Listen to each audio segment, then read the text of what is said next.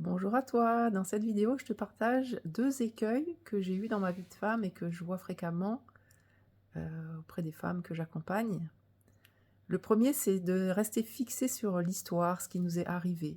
Là j'ai vécu ça, mon père m'a fait ça, ma mère était comme si, j'ai vécu des attouchements, j'ai pas eu de sécurité intérieure, enfin j'ai pas été soutenue dans ma sécurité affective, etc. Et là, c'est vraiment un sujet important de où est-ce que je mets mon attention? Bien sûr qu'on a vécu tout un tas de choses dans notre enfance, dans notre histoire qui étaient pas idéales, pour notre construction identitaire et en même temps, c'est important de vérifier à partir de maintenant, avec cette connaissance que j'ai, avec tout ce que j'ai cheminé, qu'est-ce que j'en fais? Est-ce que je continue à raconter cette histoire?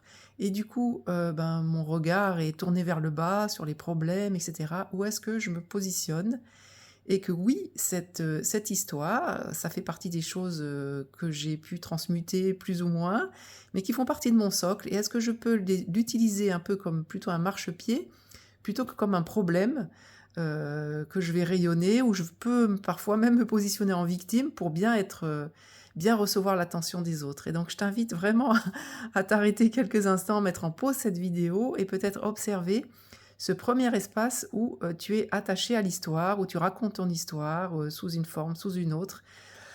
Mais du coup, tu vas pas l'utiliser comme un marchepied pour te grandir et rayonner, mais plutôt comme, voilà, attirer l'attention des gens qui vont être sauveurs pour toi, mais qui vont pas te soutenir pour vraiment être dans ton énergie de rayonnement. Donc ça, c'est le premier axe. Heu et le deuxième, je l'ai perdu et voilà, j'ai retrouvé le deuxième axe, c'est la notion de choix.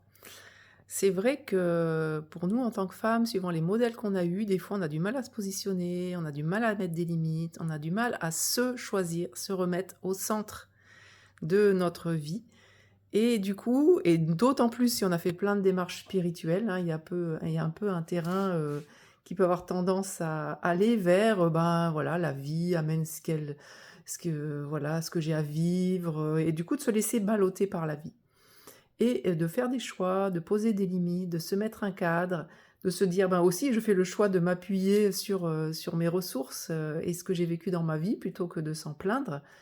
Ça, c'est notre facette yang, notre facette, plus masculine en nous et suivant les modèles qu'on a eus, on a parfois du mal à se positionner et donc là, il y a vraiment aussi une invitation à se choisir, à faire des choix, à mettre des limites indépendamment du regard des autres. Ça, c'est un truc qui est pas si simple que ça, au final et donc ce deuxième axe, de vérifier, ben, les endroits où: «Ah bah, c'est la vie qui a fait ça» ou «Ah bah, il m'est arrivé ça, mais c'est comme ça que ça devait se faire» et ben, moi je te propose que non. Qu'est-ce que tu as envie au fond vraiment? Qu'est-ce que tu veux? Et bien sûr, après, on fixe un cap, mais après on lâche prise avec ce qui se passe. Mais l'idée c'est est-ce que vraiment tu fixes des caps ou est-ce que tu laisses la vie te balloter?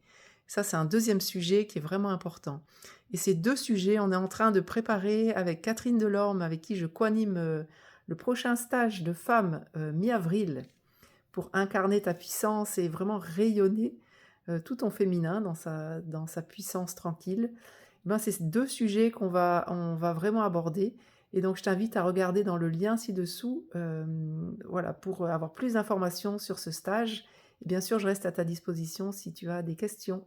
À très bientôt.